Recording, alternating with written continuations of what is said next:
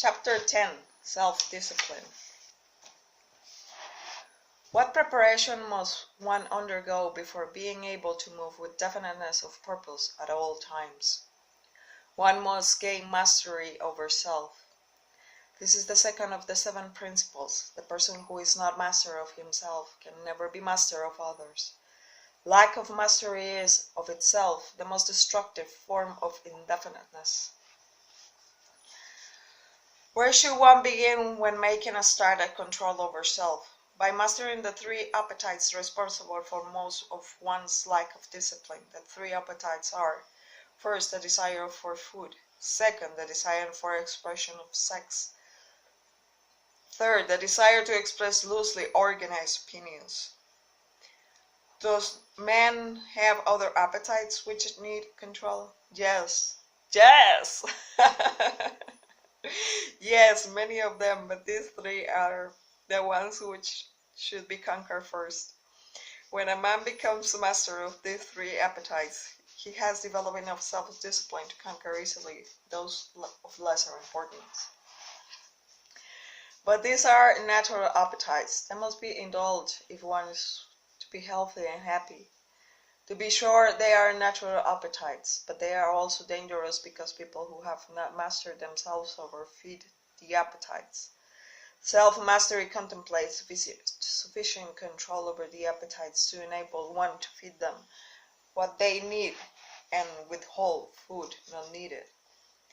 Your viewpoint is both interesting and educational. Describe the details through which I may understand how, under what circumstances, people overfeed their appetites. Take the desire for physical food, for example. The majority of people are so weak in self-discipline they fill their stomachs with combinations of rich food which please the taste but overwork the organs of digestion and elimination. They pour into their stomachs both quantity and combinations of food which the body chemist can dispose of only by converting the food into deadly toxic poisons. These poisons clog and stagnate the body's sewer system until it slows down in its work of elimination and wastes matter.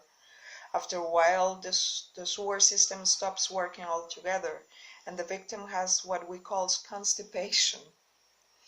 By that time, he is ready for the hospital. Auto-intoxication or body sewer poisoning takes the machinery of the brain and rolls it into something resembling a wad of putty. The victim then becomes sluggish in his physical movements and mentally irritable and fussy. If he could only take one good look at and one bad smell of his sewer system, he will be ashamed to look himself in the face.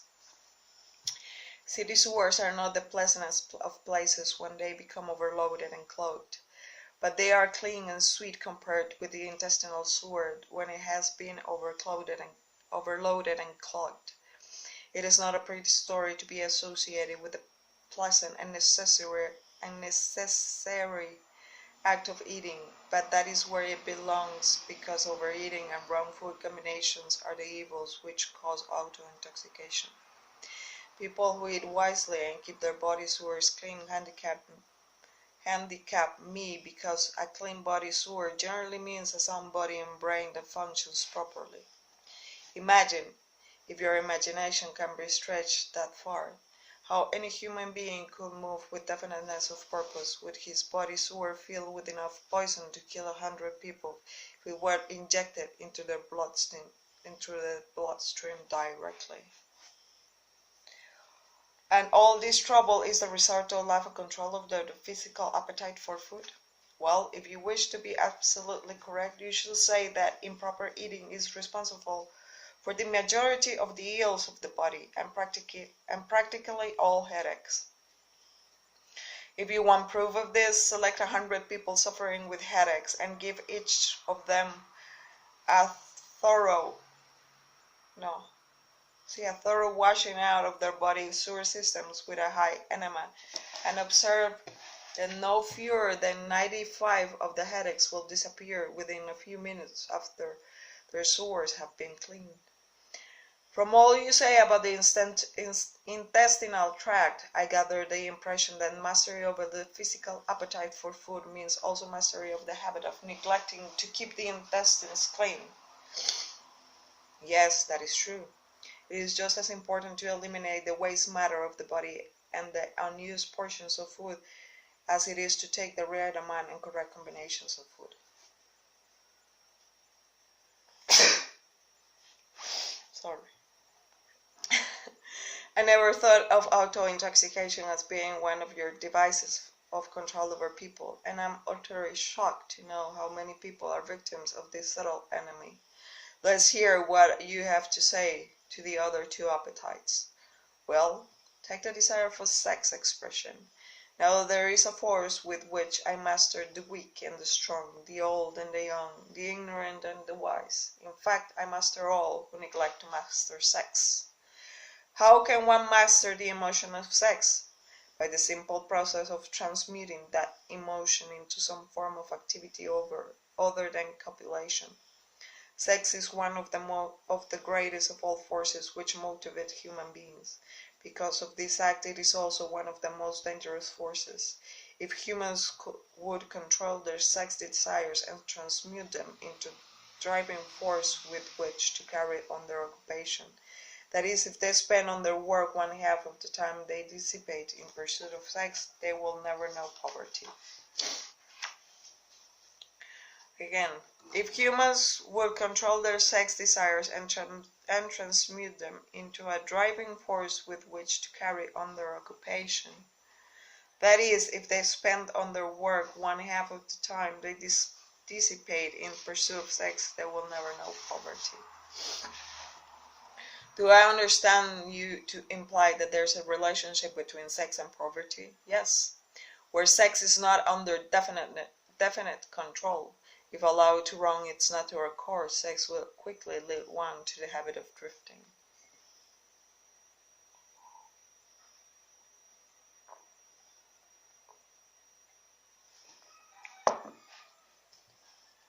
Is there any relationship between sex and leadership? Yes. All great. Today I'm very Latina. Yes, all great leaders in very walk of life are hardly sexed, but they follow the habit of controlling their sex desires, switching them into a driving force behind their occupation.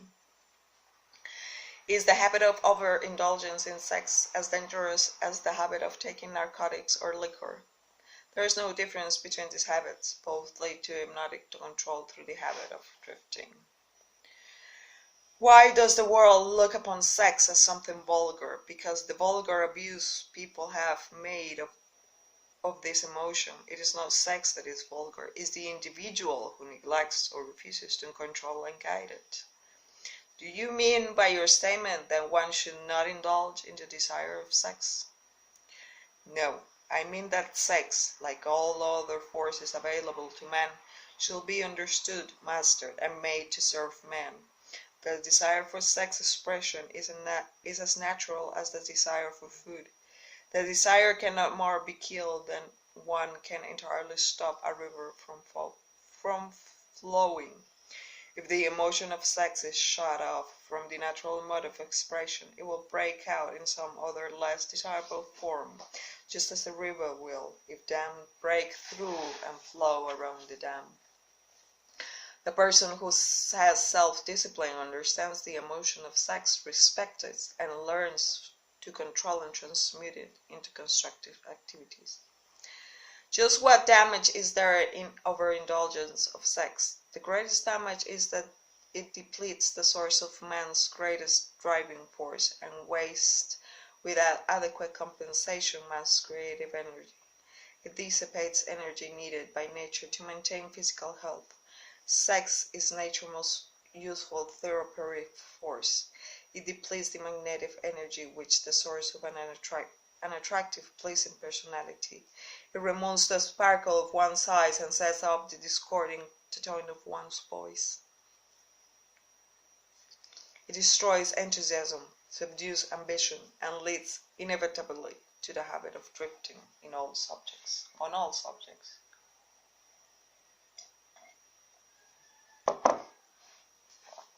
I would like for you to answer my question in another way by telling me what beneficial ends the emotion of sex might be made to attain if mastered and transmuted. Controlled sex supplies the magnetic force that attracts people to one another. It is the most important factor of a pleasing personality. It gives quality to the tone of voice and enables one to convey through the voice any feeling desired. It serves, and nothing else can serve, to give motive power to one's desires. It keeps the nervous system charged with the energy needed to carry on the work and maintaining the body. It sharpens the imagination and enables one to create useful ideas. It gives quickness and definiteness to one's physical and mental movements. It gives one persistence and perseverance in the pursuit of one major purpose in life. It is a great antidote for all fear. It gives one immunity against discouragement. It helps to master laziness and procrastination. It gives one physical and mental endurance while undergoing any form of opposition or defeat. It gives one fighting qualities necessary under all circumstances for self-defense. In brief, it makes winners, not quitters. Are those all the advantages you claim to control sex energy? Are those all the advantages you claim for controlled sex energy? No, they are only some of the more important benefits it provides. Perhaps some will believe the greatest of all the virtues of sex is that its nature method of perpetuation of all living things. This alone should remove all thought that sex is vulgar. I rather, from what you say, that the emotion of sex is a virtue, not a fault. It is a virtue when controlled and directed to attainment of desirable ends. It is a fault when neglected and permitted to lead to acts of lust. Why aren't these truths taught to children and their parents in the public schools? The neglect is due to ignorance of the real nature of sex.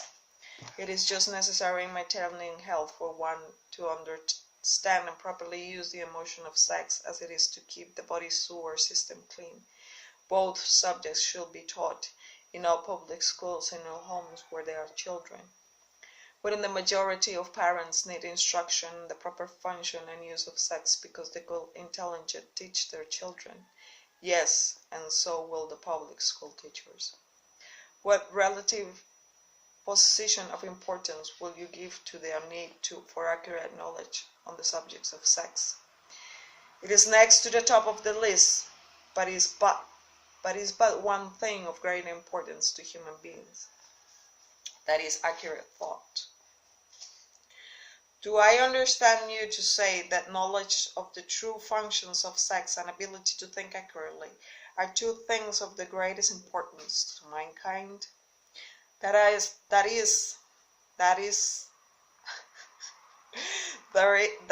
what I intend you to understand.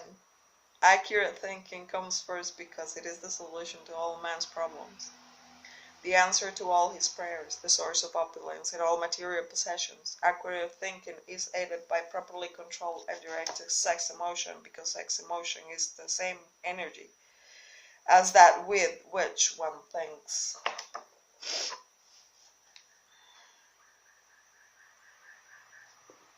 It begins with those who desire self-determination sufficiently to be willing to pay its price. No one can be entirely free, spiritually, mentally, physically, and economically, without learning the art of accurate thinking. No one can learn to think accurately without including Anubis! No one can learn to think accurately without including as part of the needed knowledge, information on the control of sex emotion through transmutation. That was my dog. When he scratches himself, he makes that noise, but he's okay. So don't worry about it.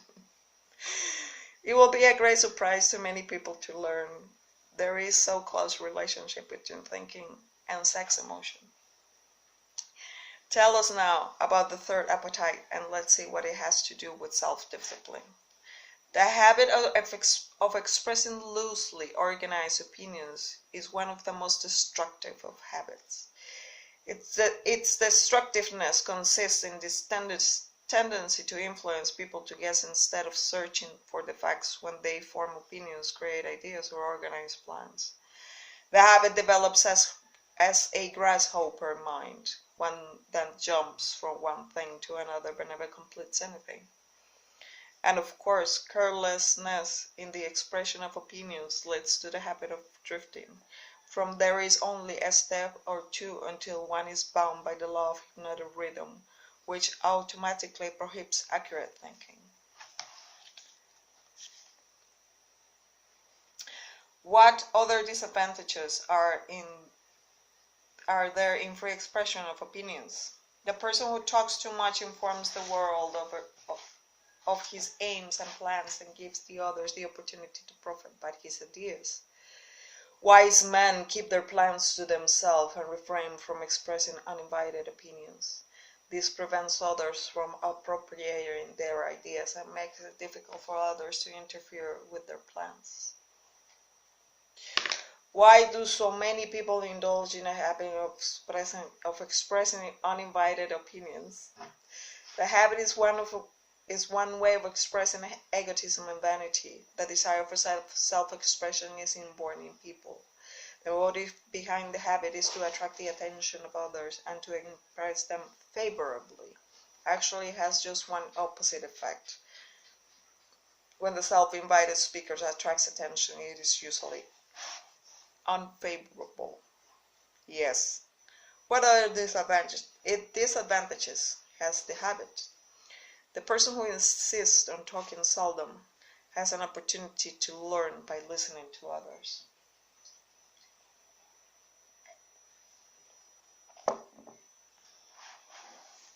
But isn't it true that a magnetic speaker often puts himself in the way of opportunity to benefit himself by attracting the attention of others through his powers of oratory?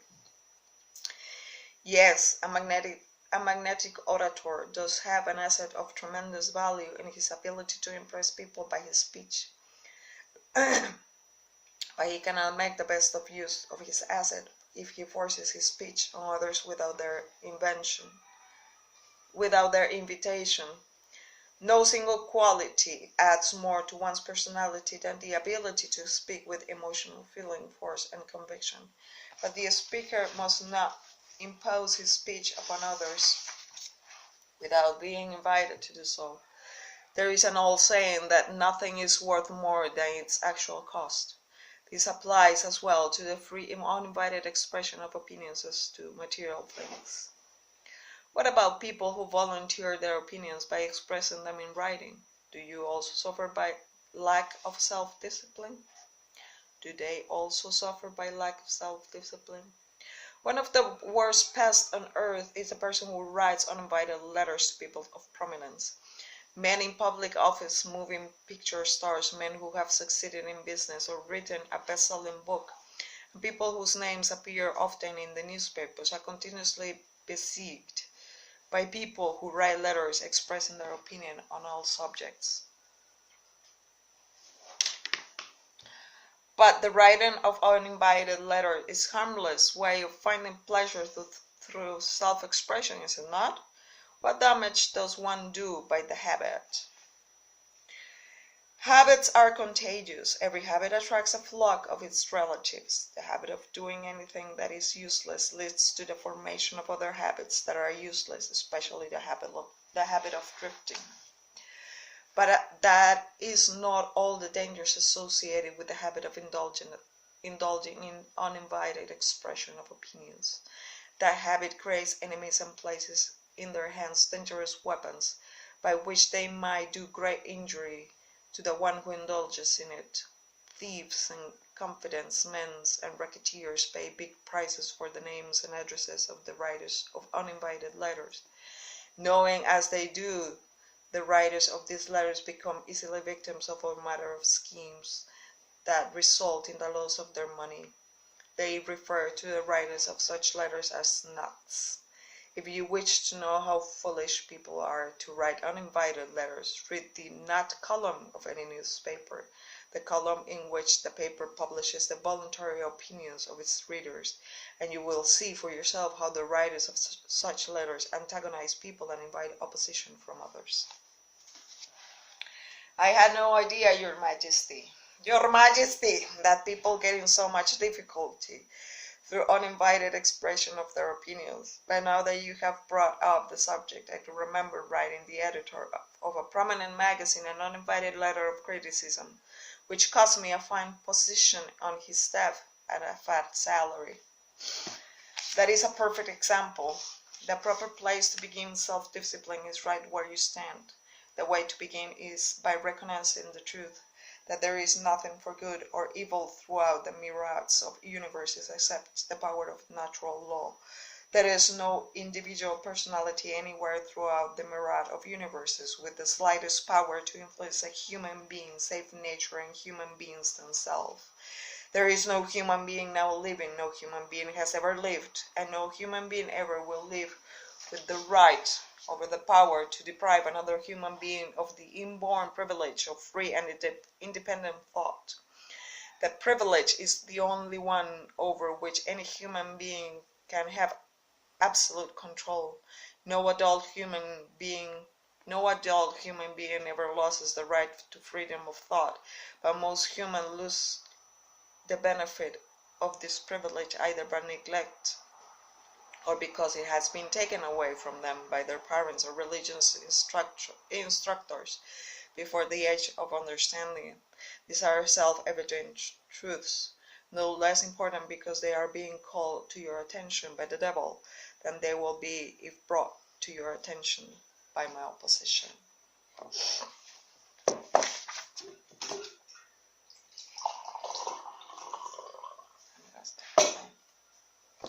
But what are people going to lean upon in the hour of emergency when they know not where nor to whom to appeal?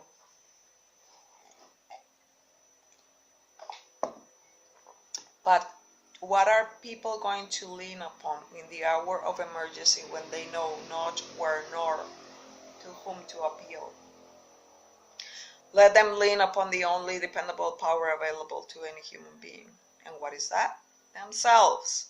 The power of their own thoughts, the only power they can control and may rely upon, the only power which cannot be perverted, colored, modified, and falsified by their dishonest fellow human beings. The only dependable power available to human beings, the power of their own thoughts, the only power they can control and may rely upon. You might not be able to control other people, but you can control how to react to them in their actions. This is an easy thing to say, but much more difficult to do. We tend to want to change other people when we can truly only change ourselves and how we react to others. All you say seems logical, but why must I become to the... All you say seems logical, but why must I come to the devil to discover such profound truth? Let's get back to the 7 principles. You have already disclosed enough information to show clear that the secret of how to break the power of hypnotic rhythm is wrapped in the 7 principles. You have shown, too, that the most important of these principles is self-discipline. Now go ahead and describe the other 5 principles you have not yet mentioned, and indicate what part they play in giving one self-discipline. First, let me summarize that part of my confession we have already covered. I have frankly told you that my 2 most effective devices for mastering human beings are the habit of drifting and the law of a hypnotic rhythm. I have shown you that drifting is not a natural law, but a man-made habit which leads to a man's submission to the law of hypnotic rhythm. The 7 principles are the media by which man might break the hold of hypnotic rhythm and take possession again of his own mind. You see, therefore, the 7 principles are the 7 steps which lead victims to hypnotic rhythm out of the self-made prisons in which they are bound. The 7 principles are the master key that unlocks the door to spiritual, mental, and economic self-determination. Is that true? Yes, that's another way of stating the truth.